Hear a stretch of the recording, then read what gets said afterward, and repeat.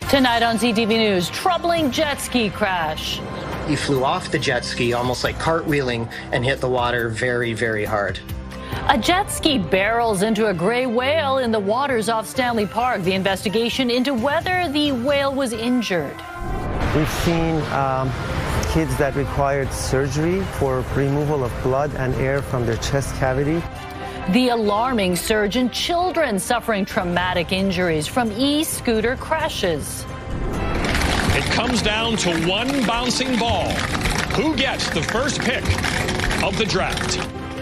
Canucks fans hoping the last shall be first. Where the team landed in the NHL draft lottery.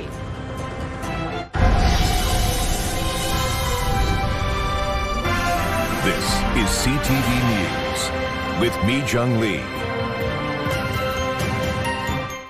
Good evening. Thanks for joining us. We begin tonight with a shocking scene in the waters off Stanley Park that was all caught on video.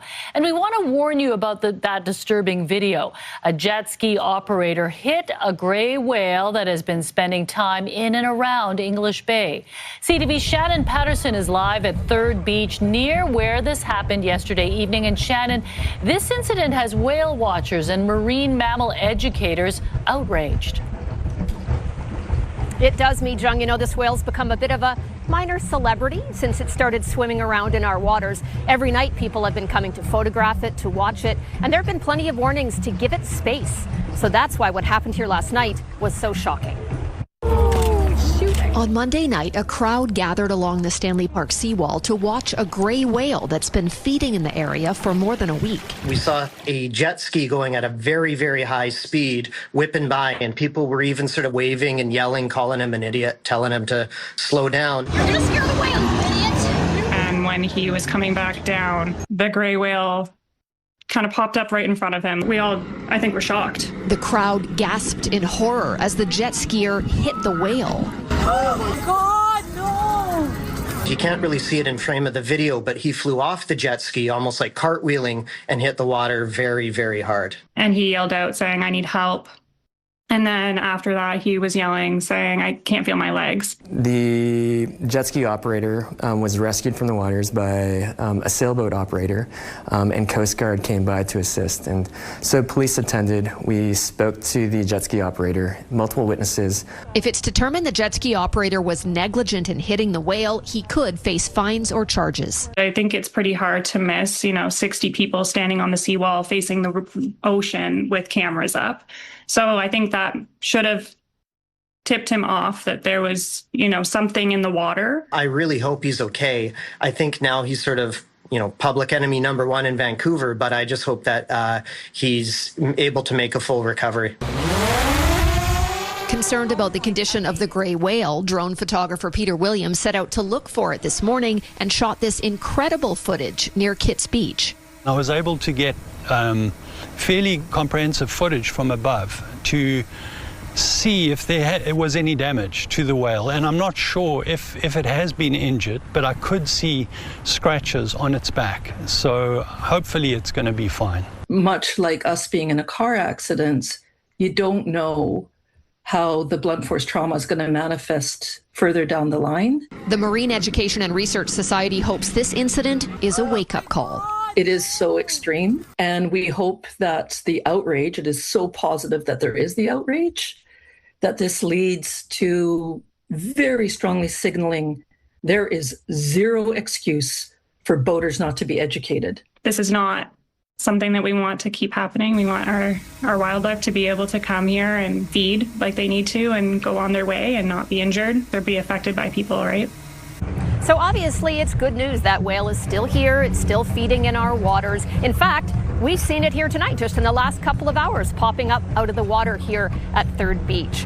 Now, as for the jet skier, we don't have specific information about his injuries, but we are told he will be okay. Mi Jung? Shannon Patterson reporting live tonight from Stanley Park. It was the day fans of the Vancouver Canucks were waiting for after a dismal season finishing last. Would the odds be in their favor for the NHL draft lottery? 12. Number 12. The number 12, the Toronto Maple Leafs have won the NHL draft lottery. That's right. The Toronto Maple Leafs, with just an 8.5% chance, are the winners of this year's draft lottery. The Canucks will pick third. CTV's Kevin Chirac is live at Shark Club in downtown Vancouver, where fans are gathered for a lottery party. Kevin, no doubt disappointment there. Mijong, fans are absolutely devastated. The Canucks draft lottery curse continues. They had the best odds to select first overall. Didn't happen. They will be picking third. Since entering the league in 1970, the Canucks have never picked first overall. And not only that, they've never actually moved up in the draft lottery. That's almost hard to believe. And here's reaction from fans we spoke with today. Like, I wanted them to do as poorly as possible this year for this opportunity. Now not to get it, yeah, it's a gut punch. Devastated. Gary Bettman rigged the whole thing. I cannot believe Toronto won. Unbelievable. A little upset, but there's still a lot of good players at 3, so we're going to get a good player regardless. The Canucks haven't picked in the top 3 since 1999 when they selected Daniel and Henrik Sedin second and third overall. Worked out well then. A few players projected for that spot in this year's draft include American defenseman Chase Reed and centerman Caleb Malhotra, the son of former Canuck and current Abbotsford Canucks head coach Manny Malhotra. The NHL draft is set for June 26th. Also, some more breaking news tonight.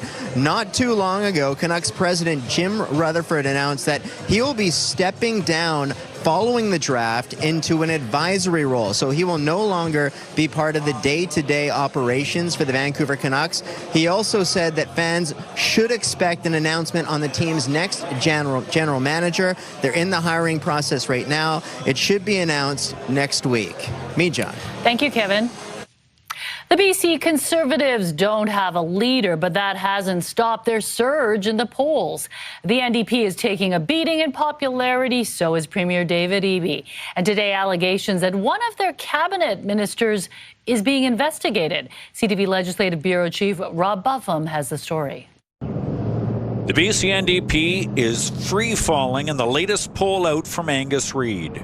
It's been a rough spring for the BC New Democrats. The party trails the BC Conservatives by 10 points in voter intent and is down 6 points from last month, while the Conservatives and Greens are both up. It's a tough time right now. We've got tariffs challenges, we've got the war, which is having real impact on families, and so our focus continues to be on the things that we can control. The drop in the polls follows a budget that faced fierce criticism and coincides with escalating concerns about DRIPA, the Declaration on the Rights of Indigenous Peoples Act, and the government's handling of reconciliation. Nearly half of those surveyed favor repealing DRIPA.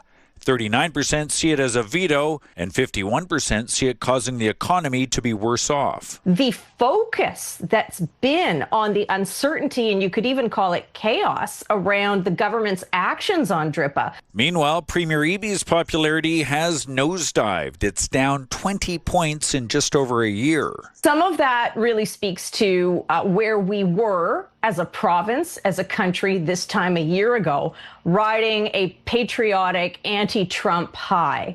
Adding to a tough Tuesday, a barrage from the opposition in question period after former Vancouver Mayor Kennedy Stewart alleged on radio Monday that a cabinet member of the NDP was under RCMP investigation for collaborating with the Chinese government.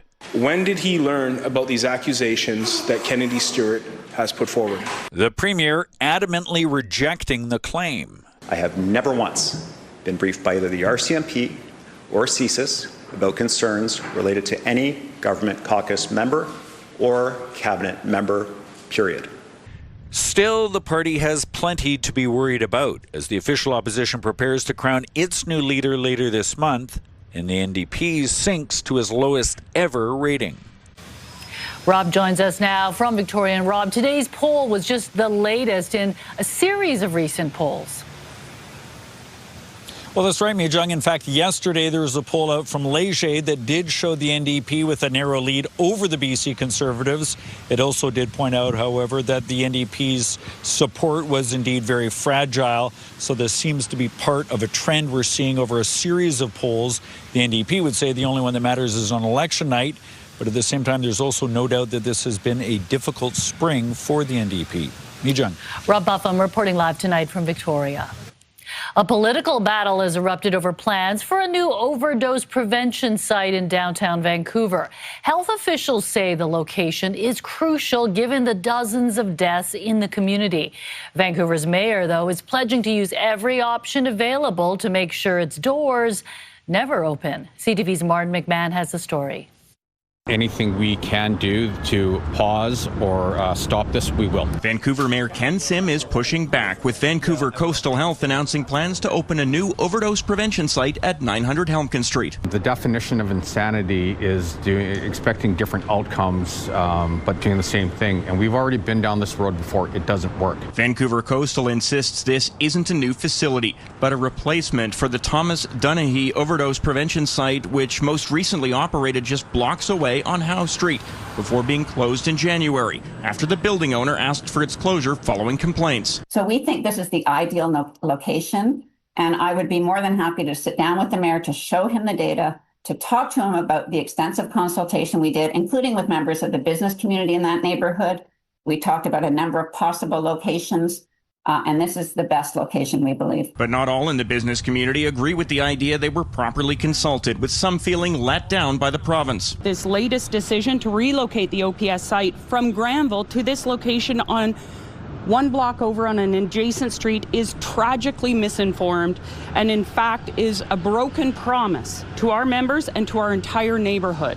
As conditions persist and street disorder intensifies, many are reaching a breaking point, running low on compassion and struggling to operate their businesses. This part of the city saw 94 deaths in 2025, only second to the area which includes the downtown east side. I mean, addiction is a chronic relapsing condition. People are going to have multiple setbacks and relapses. And unfortunately, if there isn't a harm reduction safety net underneath there, people will die faster than they can recover. The lease for the new facility kicks in June, but Vancouver Coastal says it will take weeks before it is fully operational. Martin McMahon, CTV News, Vancouver. Investigators are still trying to determine the motive behind a brazen shooting that claimed the life of a man who was at work at a Surrey business complex yesterday afternoon. Police say he had no criminal connection but believe it was a targeted hit. And whoever did it remains on the loose. CTV's Ben Nesbitt reports. Things may look normal here now, but Monday, this Surrey business complex was anything but. To hear that somebody got killed right next to your office, I think is the most shocking thing that has happened to me ever. Mani Sharma is a host for Swift Radio, located on the ground floor of the building where the shooting happened near 130th Street and 76th Avenue. He says he was in the office when the shooting took place just after 3 p.m., saying he did not hear shots, but recalls the commotion that ensued. I was out filming at that time because I'd never seen anything like that, cops running around and getting inside in full gear. And then somebody told me to move inside, that it was not safe anymore. iHit says the victim, a man in his 30s, was shot on the second floor.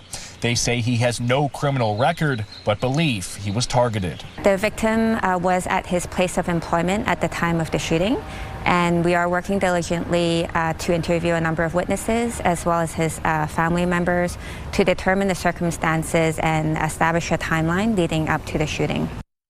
The murder is the second in as many weeks in the city. Last week, a man was shot dead outside of a Newton home.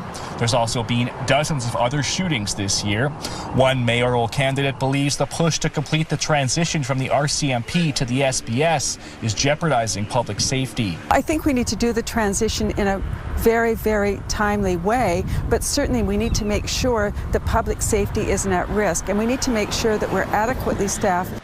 Anyone who was in the area of Monday's shooting and saw anything or who may have video footage is asked to contact police. Ben Nesbitt, CTV News, Surrey. The details in this next story may be disturbing to some. Closing arguments began today in the trial of a man charged with second-degree murder in the stabbing death of another man on the patio of a downtown Vancouver Starbucks in March of 2023.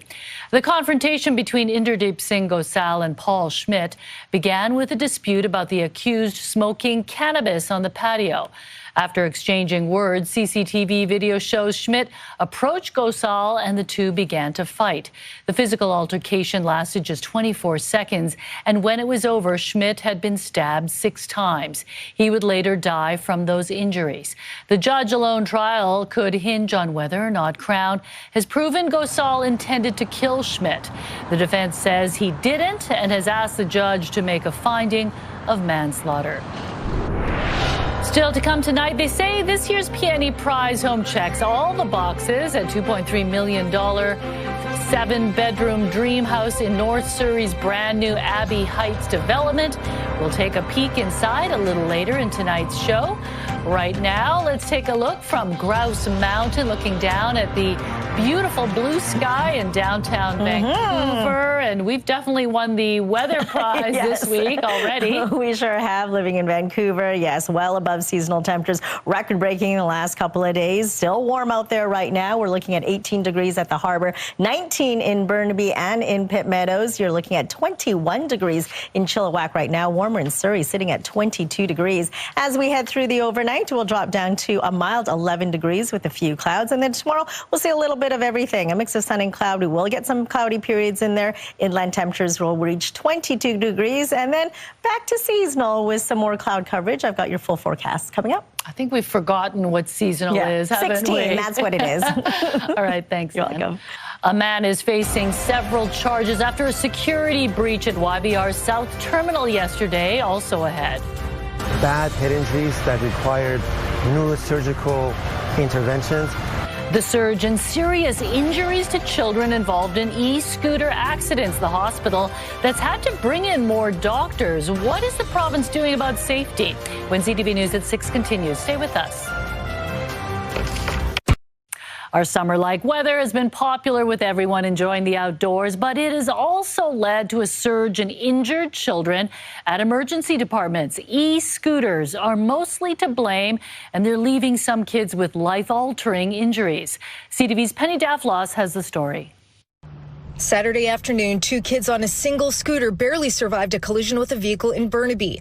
Mounties say the boy was 11, the girl just 9 years old. As an emergency room physician, it's something that certainly gives me a lot of concern and gives our entire department a lot of concern. And they're now urging parents to keep their kids away from the popular devices which are causing injuries well beyond broken bones. Because they're high impact injuries and kids are smaller and more prone to involvement of multiple organs, and their balance and coordination may not be as good. The type of injuries that can be life-altering for a small, developing body. Bad head injuries that required neurosurgical interventions. We've seen children requiring their airway protected, kids that required surgery for removal of blood and air from their chest cavity. Those injuries are starting to have an impact on local emergency departments. At Surrey Memorial Hospital alone, they're seeing 15 to 20 kids a day who've been injured on e-scooters. And we've actually upstaffed our pediatric emergency lines to help address the increase in traumatic injuries from both e-scooters and e-bikes. Micro-mobility options are becoming a lot more common, but so is bad behavior. While it's unusual to see someone zipping down Highway 1, they are often competing with cars for space on the road, even though they're only allowed in bike lanes. When you zoom through stop signs, ignore red lights, don't wear a helmet, there's issues. The transportation minister is clear they're not for kids, and he's going to be taking a closer look at the rules after a pilot project wraps. We are halfway through that pilot project, which involves about 34 communities around the province. The information from that will help determine what changes and regulations need to take place. Until then, these doctors have a message for parents. Once the injury happens, you can't undo it. Penny Daflos, CTV News, Surrey. A Conservative MLA is renewing her call for changes to the Mental Health Act following the death of a Nanaimo man. Last month, 47-year-old Jesse Flowerdew died by suicide shortly after being released from hospital, where he had sought out help for his mental health. His wife says none of his family or friends were notified he was released. To make amendments to the Mental Health Act, this is a very, very small, minor amendment that can close a huge gap. If any one of these 3 women standing behind me right now had been called and informed that Jesse was being released, he would probably still be with us today. This government had the ability to act and they chose not to. Jesse's wife and sisters, along with MLA Claire Ratte, are calling on the NDP to make it mandatory for someone to be notified when a patient dealing with mental health struggles is released from care. Our first look at this year's PNE Prize Home. The location was chosen after the public was consulted. Also ahead. Above all, we all strive to provide for each other in a spirit of equality and generosity. The Prime Minister announces the next Governor General, Louise Arbour. Why he chose the former Supreme Court Justice in a time of global uncertainty. That's ahead. A man is facing several charges after police say he breached security at Vancouver International Airport and entered a plane's wheel well. The suspect, Okito Benoit Wosha, was arrested early Monday morning after officials say he climbed a fence near the terminal and accessed a Porter Airlines plane. Prosecutors announced today he's been charged with break and enter, mischief, and 2 counts of assaulting a police officer. YVR says its operations were not impacted by the breach, and Porter Airlines confirms the plane involved will undergo a full inspection before returning to service. Just one day after it began, the trial of 2 Vancouver police officers charged with assault during an off-duty incident at a Yaletown nightclub has hit a snag. CTV's Ben Milger has more on what the issue is and how it could impact the prosecution's case. The second day of this trial did not even get fully underway before it was abruptly adjourned until Monday. One of the Crown's key witnesses is in India, and it's no longer certain he will testify. Constables Josh Wong and Brian Hunt each face 1 count of assault related to an altercation at Isabel's, a now closed Yaletown nightclub. There are 2 alleged victims in the case. One of them began testimony on the first day of trial and is still under cross-examination by Wong's lawyer. Before that could resume, the court heard the other alleged victim has been in India for several months and was either unwilling or unable to travel to Canada to testify. The defense asked for an adjournment, and the judge granted it. For now, the trial is set to resume on Monday. With the testimony of one of the alleged victims now in doubt, we will have to wait to see how that impacts the Crown's case. Ben Milger, CTV News, New Westminster. A ceremony was held in Pitt Meadows this afternoon to mark the National Day of Awareness for Missing and Murdered Indigenous Women and Girls, also known as Red Dress Day. Today we wear red to remember and bring awareness to the more than 1,000 missing and murdered Indigenous women, girls, and 2 SLGBTQ+ people in Canada. Red dresses were hung up around Spirit Square, serving as a visual reminder of the lives lost and the continuing call for justice. The display traces back to the Red Dress Project launched in 2010 by Métis artist Jamie Black as a way to honor Indigenous people lost to violence. Canada has a new Governor General, former Supreme Justice Louise Arbour. The Montreal-born 79-year-old has served as the UN High Commissioner for Human Rights and prosecuted war crimes in international tribunals. Arbour secured a conviction against perpetrators of genocide in Rwanda and indicted the leader of the former Yugoslavia. In choosing Arbour for Canada's 31st Governor General, the Prime Minister recognized her dedication for upholding the law. It's a duty that calls for sound judgment, deep learning, and an unwavering commitment to the rule of law. Arbour's deep resume may help Carney avoid his predecessor Justin Trudeau's problematic choices. Julie Payette was accused of abusing Rideau Hall staff, while Mary Simon, the first Indigenous Governor General, was not fluent in French. Arbour will officially assume the role in June.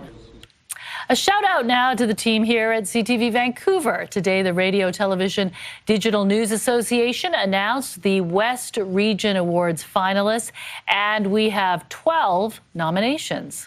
The number of dead could rise in the coming days or weeks. In full daylight. Our coverage of the aftermath of the car ramming attack at the Lapu Lapu Day Festival last year is among the finalists for Best TV Newscast. The tragedy and our stories about the victims is also up for the Continuing Coverage Award. And our reporting on December's major flooding in the Fraser Valley is nominated for the Breaking News Award. Winners will be announced in September. Protesting the celebrity-studded Met Gala, why demonstrators are taking aim at billionaire Jeff Bezos. Also ahead. So we've got drawers that open by themselves. We've got fridges that make grocery lists. A look at this year's PNE Prize Home. Organizers listened to ticket buyers when it came to picking a location. That's ahead. Time now for tonight's Skywatch. A look at the towers of Vancouver's West End from Stanley Park's Lost Lagoon under a spectacular sunny spring sky. CTV Skywatch is brought to you by Kermac Collision and Autoglass, the name you'll remember when it matters. Kermac cares for kids. This year's Met Gala was met with protests aimed at billionaire Jeff Bezos, who sponsored the event for the first time last night. He and his wife reportedly made a $10 million donation and were named honorary chairs of the event. The move sparked calls from critics to boycott the Met Gala over wealth inequality and workers' rights. Guests at the Met Gala did not hold back this year, turning the fashion is art dress code into a full-on showcase. From Beyoncé and Blake Lively to Canadian actor and heated rivalry star Hudson Williams, there was no shortage of glitz and glamour. The annual fundraiser for the Metropolitan Museum of Art's Costume Institute once again drew some of the biggest names in fashion and entertainment. But they do not look like comfortable outfits. No. I am sure they are just like waiting to take them off and get into sweatpants. I don't even know how they're sitting down and eating the whole evening at all. Very uncomfortable looking. But that's not the point, I guess. No, it's not. They look stunning. It was absolutely beautiful. All right, just like our weather, we've had record-breaking temperatures for the last couple of days. And for another day, the hot spot across the country was Lytton once again at 33.5 degrees. So, yes, it did beat the record set back in 2013 at 32.2 degrees for us. This is how we fared today. We broke a record yesterday. Not today, though. High of 19.4 degrees. The seasonal average at 15.6. A very warm night overnight with a low of 12 degrees. And the record high set back in 1991 at 23.1 degrees. The record low at 1952 with only 1.1 degrees. So ridge of high pressure continues to dominate most of the province. It slowly shifts as we head into tomorrow morning. We do have marine cloud moving its way in. Cloud coverage through the afternoon. A few breaks in there, but then it does clear up once again as we head into tomorrow night. So this is what we can expect. Clear and calm tonight through the overnight hours. A mix of sun and cloud. 14 degrees to start off your early morning commute. And then it clouds over around noon. A few breaks at 3. Inland temperatures will reach 22 degrees. And then at 6 o'clock, it does slowly clear out once again. Partly cloudy skies and 16 degrees. You'll see a mix of sun and cloud for the central coast and central interior. Temperatures in the low 20s. Your provincial forecast at the bottom of your screen. Mix of sun and cloud as well for Port Hardy at 24 degrees. You'll see 21s for Campbell River and Comox under mostly sunny skies. A few showers to start off the day for Tofino before it clears out of the way at 17 degrees. Partly cloudy skies from Port Alberni right down to Victoria. Temperatures between 19 and 22 degrees. You'll see mostly sunny skies in 21s for the Sunshine Coast. A touch warmer up the Sea to Sky Highway. 22 for Squamish, 23 for Whistler, and for us across the Lower Mainland. We'll see cloudy periods with temperatures between 18 degrees near the water, 23 degrees further inland. Cloudy start to Thursday before it clears out of the way. Clouding over Friday with a few breaks. Back down to seasonal temperatures at 16 degrees and heading into the weekend. Clouds over from Mother's Day on Sunday, but 20 degrees. That's how we'll start off the work week. On Monday, a mix of sun and cloud and mostly sunny skies heading into Tuesday. But once again, no raindrops in sight whatsoever. But at least it'll be pretty nice for Mother's Day. Flowers and bits of sun. Yeah, sounds good. Do you find your popularity rises in the public when the weather's this good? No, it's always pretty high, Mee-Chung, I think. That's true. It's a steady high bar, popularity. I think. That's what I think anyways. That's a good way to do it. All right, thanks, Anne. You're welcome. When choosing the location of this year's PNE Prize Home, organizers went straight to the source, the ticket buyer. They believe the 4,100 square foot showpiece checks all the boxes from the design to the setting and the neighborhood in Surrey. CTV's Sinjin Alexander now with a look inside. Hard to say which is the nicest of all time. After all, the first P&E prize home was revealed way back in 1934. But if engineered hardwood, a butler's pantry off the main kitchen, equipped with all the modern conveniences, the door is open, an extra large tablet attached to what we believe might be a fridge. Make sure to add a use by date. The next 14 days, use your eggs, use your sauces. Appeals to the senses, this might be a favorite. So we've got drawers that open by themselves. We've got fridges that make grocery lists. Sure, it may seem modest, but it lives large, very large, 4,117 square feet, with a generous two-bedroom suite, a popular perk for ticket buyers. What we're seeing is multi-generational families, people looking for a place for the family to come together in a singular location. That location, Elderberry Crescent in Surrey. The city ranked #1 by surveyed P&E prize home regulars. There's 800 acres of regional trails and conservation area right near this neighborhood, a great school system. And overlooking a huge green space is where this $2.3 million prize sits. In total, 7 bedrooms, 4.5 bathrooms. Showcasing technology, ingenuity, BC building trades, BC products, BC companies, and this home really continues with that legacy. And the winner gets not only the home and this fabulous space, but it gets everything in it. Of course, there is no grand prize winner without buying a ticket. Odds of moving into this dream home? 1 in 813,000. Sinjin Alexander, CTV News, Surrey. Price-sensitive consumers have to be on the ball. More stores are using dynamic pricing. We'll explain what's behind the changing price tag. Also ahead, shifting gears, no carbon frame here, how a Calgary man built a rideable bike entirely out of wood. That's ahead on CTV News at 6.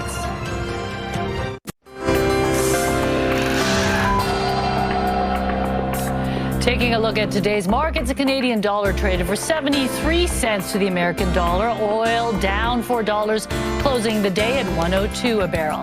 Gold gained $35 on the day. The TSX down 71 points. The Dow Jones, though, was up 356 points. There was plenty of grilling today at the BC legislature, but not because of question period. A barbecue feast was held this afternoon in celebration of BC beef. We are here today to celebrate the ranching industry in British Columbia and the deep connection to the land that defines us. The 16th annual BC Beef Day brought together BC politicians, ranchers, and members of the public who all enjoyed a menu of steak sandwiches and beef bites. The goal is to shine a light on a resilient industry and the ranchers who support food security across the province. There are more than 4,000 cattle ranches in BC, many of which are family-run operations. More stores are now using algorithms and dynamic pricing, so you may see the cost of some goods change over a month, a week, or even a day. Whether it's a lawnmower, a mattress, or a TV, it's a good idea to track prices before you open your wallet. CTV's Pat Foran reports. Whether you're looking for a coffee pot or big-ticket purchases like appliances and mattresses, prices will fluctuate. There's been a lot of discussion about dynamic pricing, changing prices based on demand, but retail analyst Bruce Winder says that's not new. If you get your weekly flyers, you'll see prices go down for a week and then they'll go back up. And then maybe 6 weeks later, they go down again. Consumer Reports just tracked 16 popular products to give shoppers a clear picture of how prices rise, fall, and fluctuate. Take this Shark vacuum. 1 week it was like $119, and at its peak it was close to $200. So it would swing by $40 or $50 a week. We're seeing it with baby products, a lot of clothing and footwear. While some retailers are experimenting with surveillance pricing in the U.S., where consumers are charged different prices based on their personal data, Winder feels it won't be prevalent in Canada. Charging consumers different prices because they're different consumers is taboo. The reputational damage to the company would far eclipse any margin gain. If you're trying to save money on electronics, consider buying an older model. TVs, phones, and laptops that are a year or two old can cost hundreds less. And consider refurbished products. They take it, they clean it up, they replace parts, and you get it with a new 1-year warranty. I mean, there's no better deal in my mind than getting a refurbished item. Certain items also go on sale at specific times of the year. AI can help research that. If you can hold off on a purchase, you could save money. And you might find out that this is one of the items that is really used aggressively on Black Friday or Cyber Monday or Boxing Day, right? And if you can, you might wait. Pat Foran, CTV News. A Calgary man is taking his love of woodworking for a spin, building a full-sized rideable bicycle out of wood. Anton Cook got the idea after he saw another wooden bike online and thought he could do a better job. It turned into a project requiring thousands of hours of planning and execution. Cook designed the entire bike himself with no blueprints, even figuring out how to build a working wooden chain and sprocket system. The bike is made from 4 types of wood and is laminated together for strength.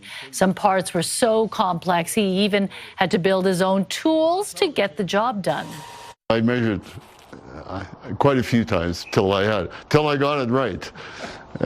You know, it's one of those things that you, in your mind, you say, well, how am I going to do this? You know, I'm going to get it. I got to get it right, and I couldn't believe it. First try, everything worked.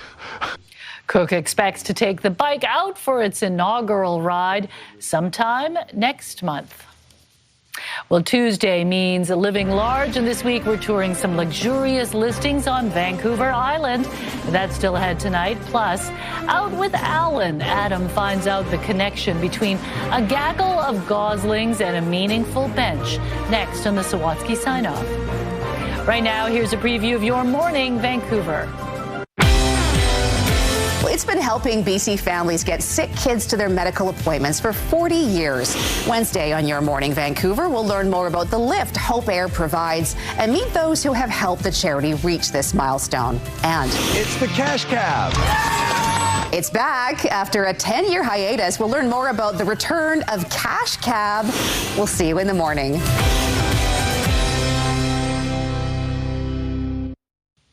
Vancouver's Science World is getting a FIFA-inspired makeover. The iconic dome will be transformed into the beautiful dome, a massive 360-degree display designed to look like the official match ball of the 2026 World Cup. Installation starts tomorrow and will take about a month, with the transformation set to be fully unveiled in June. You can now step inside one of TV's most recognizable homes from the 70s.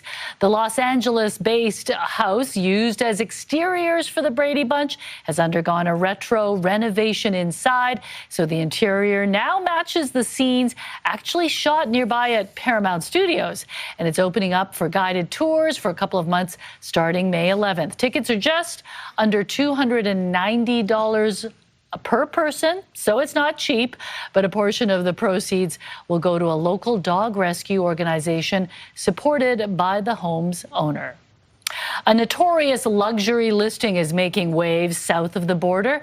The waterfront estate, made famous by the 1983 movie Scarface, is now on the market in South Florida. The asking price? $237 million US. The 13,000 square foot mansion in Key Biscayne still features the glass elevator seen in the movie, plus a piano-shaped saltwater pool, private marina, and sweeping views of the Miami skyline. I don't know. I wouldn't pay more than $180. Okay? Exactly. Canadian. Exactly. I'd rather have the Brady Bunch house. Cuter, right? A little cozier. Okay, it's time for Living Large, our weekly segment showcasing dream homes across BC and what it would cost to call them your own. That's right. And tonight we're touring some luxurious listings on Vancouver Island.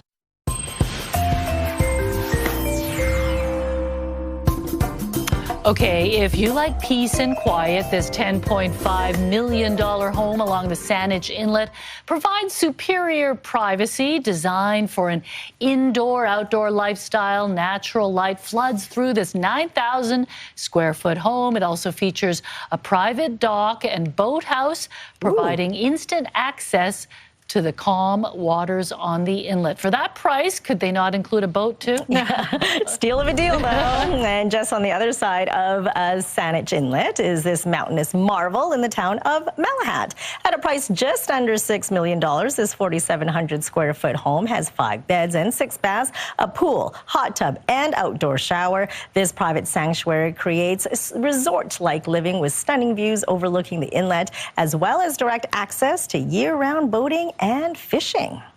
Is a boat in that one too? I hope so. And finally, check out this piece of paradise featuring 4 bedrooms and 5 bathrooms on 23 acres of land in the Comox Valley. The $10 million price tag includes this beautiful 4,700 square foot country estate home and the popular vineyard of 40 Knots Estates Winery. Award-winning wines and ciders could be at your fingertips just steps away from the Strait of Georgia. Oh, so you have to become an expert, though? No, you hire people for that. You just drink the wines and the cider in your beautiful home. Give your reviews. An endless supply of wine and cider.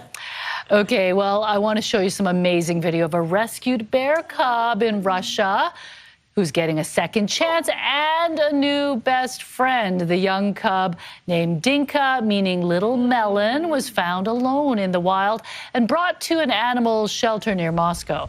Caretakers say she was showing signs of depression until she met Arbuzik, a Caucasian shepherd puppy. Now the two are inseparable, playing, exploring, and helping each other thrive. Look like siblings. Yeah, she's just not sure if she's a bear or dog anymore. They look exactly the same. Wonder what happens though when the bear gets a lot bigger. They'll still be friends. Okay, all right.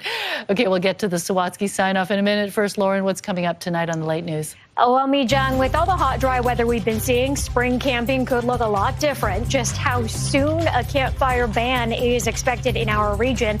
And a heated public hearing is underway at City Hall right now over a proposal to fast-track rental housing and small hotels.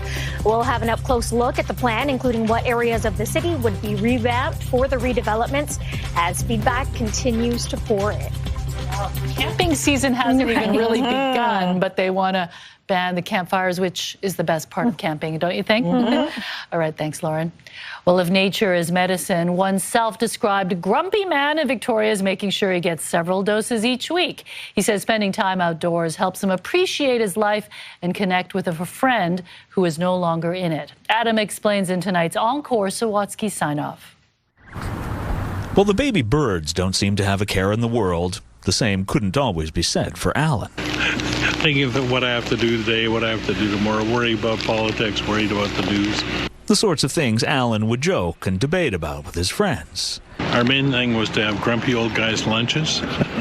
Yet here he is now, watching a gaggle of goslings indulge in their lunch. Being in nature softens the edges. Like sandpaper can smooth the roughest wood, downy birds seem to have the power to soften the toughest people. Takes the edges off.